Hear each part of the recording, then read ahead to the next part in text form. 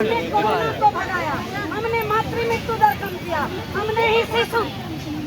मृत्यु दर कम किया, हम ही पेशेंट को मुंह में दवा खिलाते हैं, हम ही एड्स रोगी को मुंह में दवा खिलाते हैं। जिससे लोगों को माना है हमारा काम इतना महत्वपूर्ण होते हुए और 30 बच्चे को शिक्षा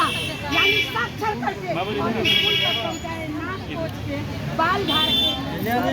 सजा के सवर के स्कूल तक पहुंचाने का काम किया। और हमारे पाली में जो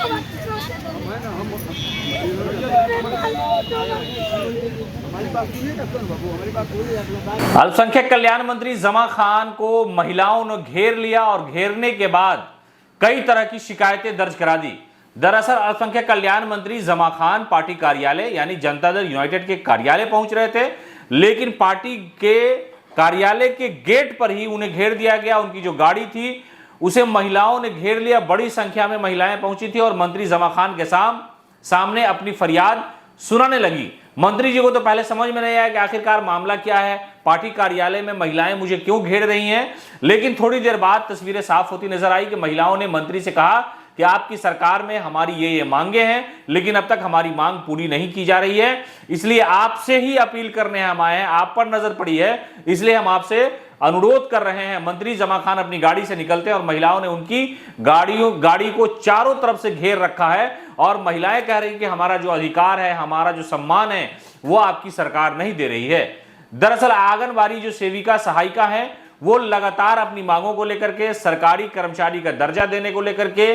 वेतन में वृद्धि को लेकर के कई बार सड़कों पर आ चुकी है और मुख्यमंत्री नीतीश कुमार के सामने, सरकार के सामने अपनी जो मांग है वो रख चुकी है, लेकिन उन्हें कामयाबी हाथ नहीं लगी। लेकिन ऐसे में जैसे ही नीतीश कैबिनेट में मंत्री जमा खान अब पार्टी कार्यालय पहुंच रहे थे किसी काम के लिए, उनकी गाड़ी जैसे ही गेट पर पहुंची है, वहां महिलाओं ने चारों तरफ से उन्हें घेर लिया। मंत्री जी को समझ में नहीं आया कि आखिरकार मामला क्या है, मुद्दा क्या है, इसलिए कि आमतौर से पार्टी कार्यालय में मंत्रियों का घेराव नहीं होता है। पार्टी दफ्तर में जाने के वक्त जो है तस्वीरें साफ रहती हैं, सिक्योरिटी एहलकार रहते हैं वहां पर, लेकिन मंत्री जी जैसे ही पहुंचते हैं, महिलाओं ने घेरा। मंत्री जी गाड़ी से निकल करके महिलाओं की समस्या सुनते हैं और कहते हैं कि बताइए आखिरकार माजरा क्या है, मामला क्या है, क्यों मुझे घेरा गया। मंत्री जी के सामने सारी कहानी, सारी रुदाद महिलाएं सुनाती हैं। आंगनबाड़ी केंद्र की जो महिलाएं वो कह रही है कि आपके सरकार के सामने हमने बहुत सारी मांगे रखी हैं, हमारा जो मामला है वो राज्यकर्मी के दर्जे का मामला है, वेतन में वृद्धि का मामला है, हम लोग बड़ा संघर्ष करते हैं, बहुत मेहनत करते हैं समाज को बनाने में, बच्चों को लेकर के जो हमारी